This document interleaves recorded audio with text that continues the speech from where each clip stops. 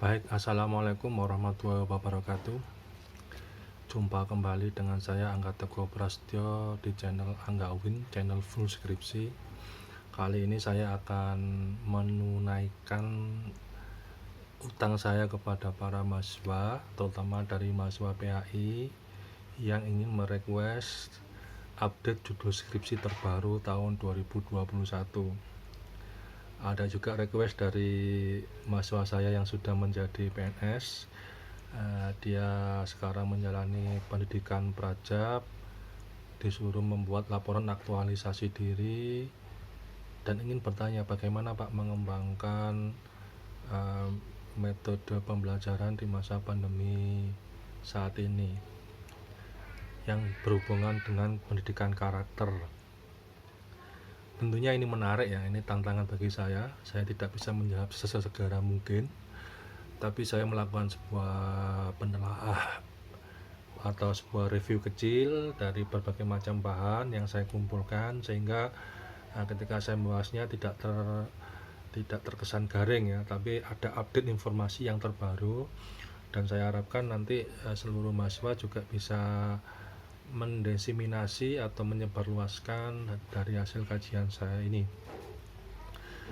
Maka memang judul yang saya ambil ya memang langsung juga sangat pragmatis, yaitu terkait dengan skripsi. Jadi bagaimana metodologi pembelajaran sebagai kelayakan judul skripsi PAI. Ini penting sekali ditekankan. Nanti kalau kamu buat latar belakang, dan ini yang fakta yang tidak terbantahkan, mengapa menggunakan metode pembelajaran saat ini, pengembangan skripsi metode pembelajaran saat ini, karena berdasarkan survei UNESCO itu sekitar 91% siswa di seluruh dunia itu mengalami revolusi pembelajaran di rumah karena banyak sekolah yang ditutup karena pandemi COVID-19. Ini yang kemudian menjadikan guru harus lebih kreatif, harus lebih memutar otak kembali bagaimana menciptakan sistem pembelajaran, khususnya bagi pembelajaran yang bersifat moralitas seperti pendidikan agama Islam ini tetap mengedepankan yang namanya pendidikan karakter.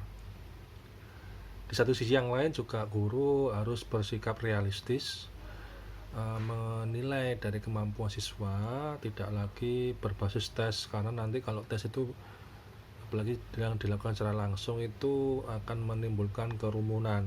Nah, ini kan tantangan. Jadi tantangan yang pertama adalah adanya revolusi pembelajaran yang luar biasa di seluruh dunia. Yang kedua, berdasarkan hasil kajian di mana-mana banyak sekali dampak dari pembelajaran online ini yang menyebabkan dua hal yang paling sakit diderita siswa. Apa itu? Yang pertama stres, yang kedua kecemasan. Stres dalam belajar ini sering terjadi dan mungkin juga dipandang sebagai aib, sehingga kemudian banyak orang yang kemudian merasa bingung menghadapi hal itu, terutama guru. Beranjak dari situ kemudian ini ada yang menarik ini dari kebijakan Kementerian Pendidikan dan Kebudayaan SE nomor 4 tahun 2020.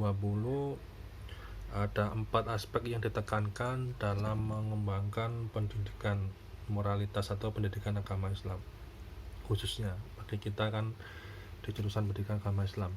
Yang pertama, apapun materi pembelajaran yang diampu oleh guru di kelas itu harus mencerminkan pembelajaran bermakna yang dalam bagi siswa.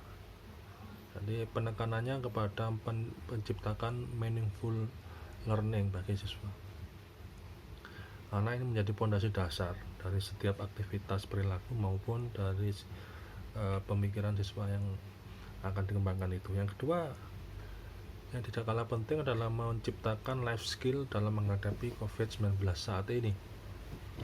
Nah, ini juga tantangannya, bagaimana satu sisi dalam aspek afektif dituntut untuk menghasilkan pengalaman belajar yang bermakna, yang kedua dalam segi kognitif semua arah pembelajaran diarahkan kepada penciptaan life skill atau kecakapan hidup bagi siswa.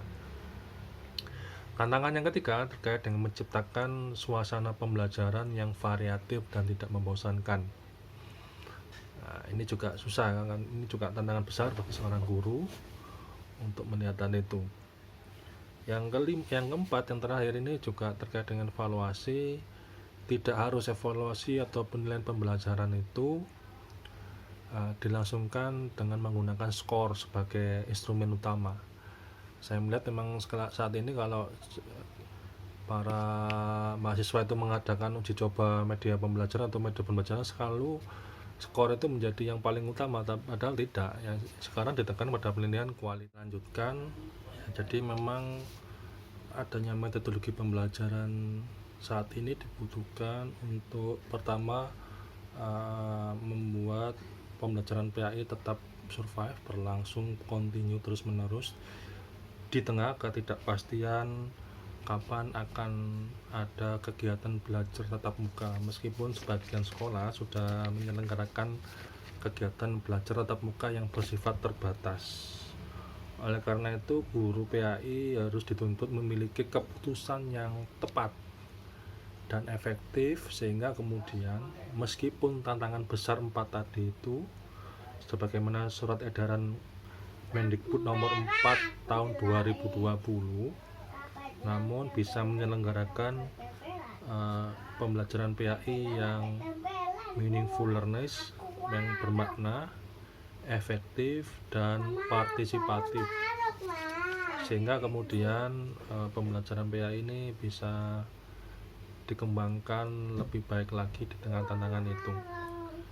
Tantangan selanjutnya adalah menciptakan kondisi karakter siswa yang disebut dengan student well-being. Student well-being ini bermakna kesejahteraan siswa dalam menghasilkan, menyerap pembelajaran yang bermakna tadi. Ini terkait dengan bagaimana kita menciptakan integrasi kecakapan hidup dalam pembelajaran PAI. Isu kecakapan hidup ini disuarakan kembali oleh Kementerian Pendidikan dan Kebudayaan karena sangat nyata sekali ini COVID-19 merubah semua sistem kehidupan, baik itu yang sifatnya publik maupun yang sifatnya private. Dalam pendidikan dalam sektor publik ini, siswa dituntut juga berperan dalam mencegah penyebaran COVID-19 atau minimal disiplin di dalam menjalankan protokol kesehatan. Oleh karena itu, semua pembelajaran PAI selalu ada kaitannya dengan COVID-19 yang dikemas dalam bentuk life skill. Ya, kita kemudian saya mencoba mereview kembali konsep integrasi kecakapan hidup seperti apa yang pas diterapkan dalam pembelajaran PAI ini. Saya buka kembali dan ada sebuah sistem metode pembelajaran iCare. iCare ini sebenarnya lama, ini yang didengungkan oleh Kementerian Pendidikan dan Kebudayaan dengan AUSET. iCare ini sistem pembelajaran yang menekankan meaningfulness atau meaningful learning ini, pembelajaran bermakna ini sebagai titik yang utama dalam pembentukan skill siswa. Apalagi yang dibutuhkan saat ini kan pada saat pandemi COVID-19 saat ini. Apa iCare itu? iCare ini merupakan singkatan dari I-nya itu introduction, tadi pembukaan. C-nya itu connection atau menghubungkan. A-nya application, R-nya refleksi, dan E-nya extension. Di iCare ini sebuah metodologi pembelajaran yang dihidupkan kembali untuk menciptakan dua hal. Satu, pembelajaran yang bermakna. Yang dua, pembelajaran yang kemudian meskipun terbatas oleh ruang dan waktu, tapi bisa efektif. Nah, bagaimana teknisnya secara garis besar bisa saya jelaskan di sini. Introduction itu bagaimana guru memulai sebuah pembelajaran, menciptakan energizer minat bangku boom gitu ya, sehingga gairah siswa ini semangat. Berbagai macam teknis tentang menyulut api semangat siswa dalam memulai pelajaran ini penting, karena bagaimanapun kalau kita tidak ketemu siswa secara langsung, dan saya pun sendiri merasakan, itu juga akan susah untuk membuat good mood dalam pembelajaran. Nah, yang kedua yang ditekankan ini C-nya, connection. Jadi seperti kita ketahui, bagaimana cara kita menghubungkan materi sebelumnya dengan materi sekarang, itu kan apa ya benar, jadi menggunakan apersepsi. Nah, ditekankan kembali terus ini kan, biar apa, biar teringat, biar berkaitan antara pembelajaran sebelumnya dengan sekarang kan, gitu ya. Ini disebut dengan memunculkan terus menerus previous knowledge ya. Previous knowledge. Sehingga kemudian masih ingat terus. Nah, pengetahuan siswa nanti akan berlangsung lama, jadi menghasilkan long term memori jangka panjang kan begitu. A-nya apa? Application. Jadi membangun kemampuan real, kemampuan konkret bentuk aplikasi. Nah, application ini masih ingat berapa level ya? Benar, pada tingkatan middle ya. C1-nya apa? Nah, C1-nya adalah pengetahuan, knowledge. C2-nya comprehension, itu pengetahuan tingkat rendah. Yang tiga ini aplikasi, ini pengetahuan tingkat menengah yang disebut dengan MOTS, middle order thinking skills kan begitu. Nah, dilatih ya, meskipun jarak jauh. Bagaimana caranya? Caranya dengan menghidupkan kembali semangat ajaran Ki Hajar Dewantara. Apa itu? Tripusat pendidikan. Jadi proses pembelajarannya, di samping menggunakan blended learning, terintegrasi antara pembelajaran daring dengan pembelajaran values, pembelajaran nilai, tapi juga membutuhkan dukungan orang tua. Jadi ini konsepnya Ki Hajar Dewantara, pembelajaran yang bersifat partisipatif. Nah, begitu. Jadi kolaborasi antara guru, orang tua, dan siswa yang disebut dengan tripusat pendidikan ini, dan masyarakat sebagai soko guru yang paling luas itu sebagai sistem ya harus digerakkan gitu. Digerakkan melalui saluran apa? Saluran platform pembelajaran yang berbasis daring tadi ini. Yang kedua, dengan instrumennya apa? Instrumennya adalah metode pembelajaran kan gitu. Metode pembelajaran itu sebenarnya tidak lepas dari tiga hal. Ini yang harus diingat oleh para mahasiswa PAI. Apa aja? ASB ya, atau ABS lah, boleh lah ya. ABS itu bukan asal bapak senang, tapi A-nya itu apa? A-nya itu apa isi kontennya. Nah, konten pembelajaran yang baik itu diisi apa? Konten pembelajaran yang baik itu diisi oleh setidaknya 4 aspek. Apa? Yang pertama, berisi dengan konsep ya, jadi siswa diberikan konsep awasan lengkap, detail dan sebagainya. Yang kedua, berisi dengan fakta, jadi ada teori, ada fakta real, diberikan contoh-contoh konkret dari konsep yang diajarkan. Nah, setelah fakta apa? Diberikan yang namanya dalil, hukum ya, kebijakan, peraturan, nilai-nilai peraturan yang harus ditaati dari kasus, fakta, dan konsep tadi. Bisa dari Al-Quran, bisa dari hadis, nah, gitu kan. Bisa dari nilai-nilai yang dari kitab kuning, dari nasihat-nasihat para ulama dan sebagainya. Yang keempat apa? Harus prosedur. Wah, ada prosedurnya jelas ya, teknisnya bagaimana menjalankannya, tidak membingungkan, bisa dikerjakan di mana saja. Yang kelima, ada 5 nih ya, saya keliru ya, tadi ngomong pada 5 apa? Ada benefit, ada keuntungan yang bisa diambil dari sana. Keuntungannya, metode pembelajaran ini tidak hanya bersifat akademik misalnya begitu ya, tidak hanya membangun sifat kognitif siswa, tapi juga ada manfaat ekonomis. Misalnya bisa ditambah biaya misalnya begitu kan ya.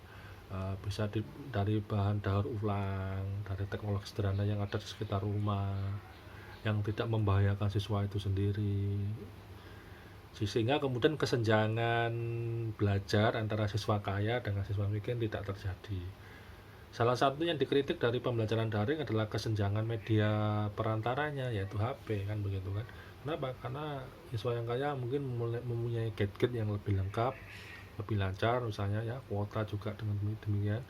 Beda dengan siswa yang berkategori miskin atau di bawah kesejahteraan, itu juga susah.